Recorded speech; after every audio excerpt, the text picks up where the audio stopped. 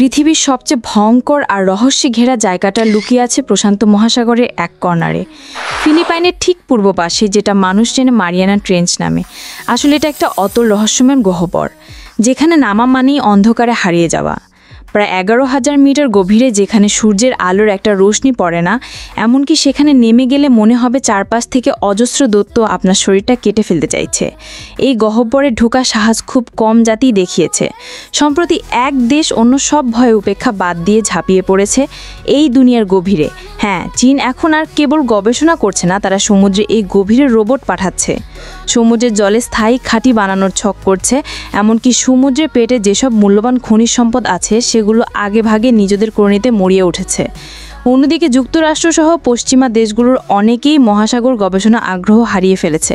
তাহলে প্রশ্ন ওঠে, মারিয়ানা ট্রেঞ্চের গভীরে কি এমন আছে যার জন্য চীন মরিয়া হয়ে উঠেছে? কেন সমুদ্রের গভীরে গড়ে তুলছে রোবটের ঘাঁটি? চলুন আজ এগুলোই জানবো। যদি আমার চ্যানেলটি সাবস্ক্রাইব করার নেই, জলদি করে সাবস্ক্রাইব করে রাখেন এরকম ভিডিও পেতে। সমুদ্রের ওপরে ঝকঝকে আলো থাকলেও নিচে নামতে নামতে দ্রুত পাল্টে যায় সেই চেনা পৃথিবীটা। প্রায় 200 মিটার পর্যন্ত পানির স্তর আলো এবং প্রাণে ভরা, কিন্তু এরপরে শুরু হয় অন্ধকারের রাজত্ব।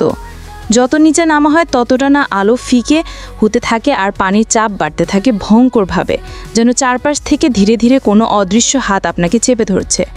1 কিলোমিটার নিচে পৌঁছাতেই সূর্যের আলো পুরোপুরিভাবে হারিয়ে যায়, আর সেখান থেকে শুরু হয় এক অদ্ভুত জগৎ, যেখানে প্রাণীরা নিজেদের শরীর থেকে আলো জ্বালিয়ে শিকার খুঁজে বেড়ায়। আরও নিচে গেলে শুরু হয় আরেক নতুনত্বর, যেখানে কিছু অদ্ভুত জীব, যেমনি লম্বা করে 2টো ফুলে ওঠা মাছ। অতিমাত্রা চাপ আর অন্ধকারের মধ্যে 4000 মিটার নিচে শুরু হয় এভিশন জোন, যেখানে চির অন্ধকারে সমুদ্রতল পুরো পলিমাটিতে ঢাকা পড়ে আছে। দেখলে মনে হবে এটা এক বিরাল মরুভূমি, কিন্তু এই পলিমাটির নিচে লুকিয়ে আছে কোটি কোটি বছরের ইতিহাস। উপরের দিকে ধীরে ধীরে যে মৃত প্ল্যাঙ্কটন মাছগুলো ধূলিকণা পড়ে, তাদের তৈরি স্তরকে বলে মেরিন স্নো। এই কার্বন মাটির স্তর তৈরি করেছেন বিশাল গোপন ভাণ্ডার, কিন্তু তবুও খাদ্যের অভাবে এখানে খুবই কম প্রাণী টিকতে পারে। তবে মাঝে মাঝে এখানে নামে এক দুর্লভ অতিথি। যেমন তিমি মাছ মারা গিয়ে সমুদ্র তলে পড়ে, তাহলে তার শরীরের চারপাশে হঠাৎ করে উঠে সম্পূর্ণ নতুন চর, বছর ধরে টিকে থাকে। একেই বলে হুয়েল ফল। আরও নিচে প্রায় 6000 মিটার পেরিয়ে শুরু হয় ট্রেঞ্চের রাজত্বকাল। এমন গভীরে পৌঁছানো মানে এমন জায়গায় নামা যেখানে চাপ সমুদ্রপৃষ্ঠের তুলনায় 600 গুণ বেশি।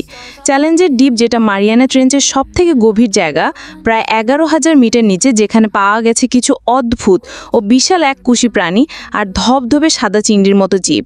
সবচেয়ে অবাক করা ব্যাপার হলো, মাত্র 2বারই মানুষকে চ্যালেঞ্জের ডিপের তলা ছুঁয়ে আবার ফিরে এসেছে। প্রথমবার ছিল 1960 সালে জার্ড পিকার এবং টন ওয়ালটন। সাহসী মানুষ এখানে পৌঁছায়, আর দ্বিতীয়বার 2012 সালে পৌঁছে বিখ্যাত film maker James Cameron. Victor Vescovo নামের একজন অনুসন্ধানকারী এই কোভিড জায়গায় কয়েকবার ডুব দিয়ে সেখানে পৌঁছানোর চেষ্টা করে।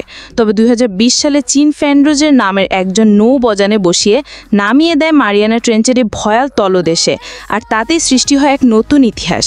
চীনেরা কিন্তু এতটুকু করেই থেমে থাকেনি, বরং আরও দ্রুত তারা তাদের নিমান্ত শুরু করেন, আগ্রাসীভাবে নামতে থাকে আরও গভীরে।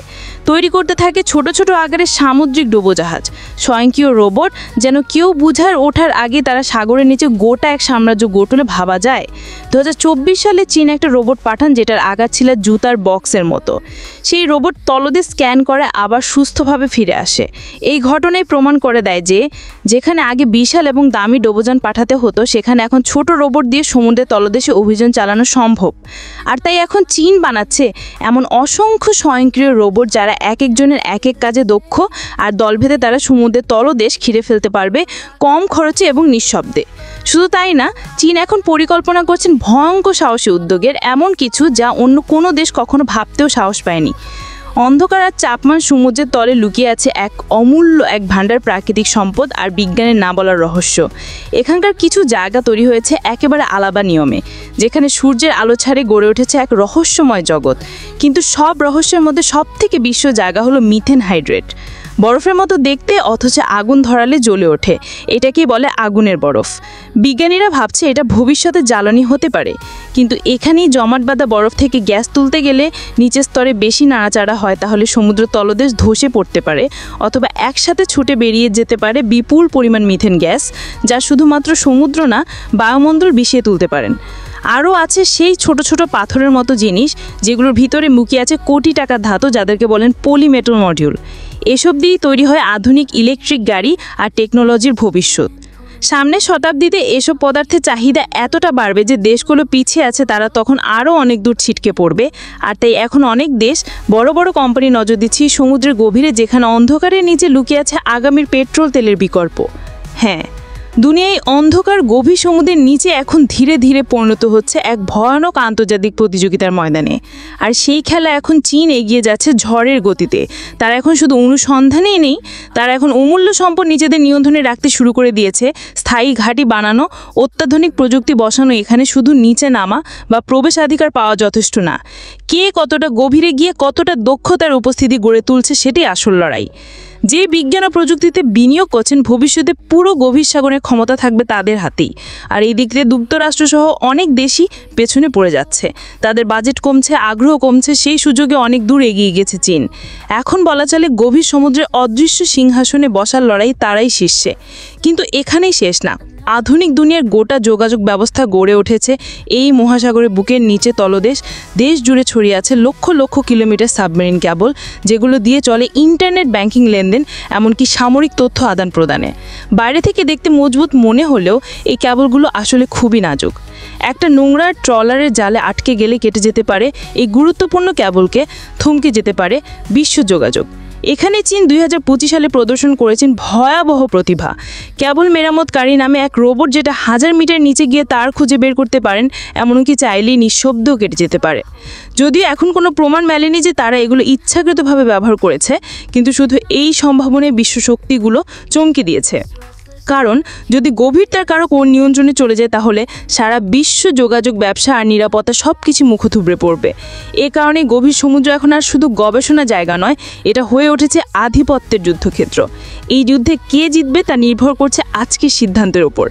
কারণ গভীরতা মানুষ এতদিন ভয় পেত, সেই গভীরতা এখন ভবিষ্যতের চাবিকাঠি হয়ে দাঁড়াচ্ছে।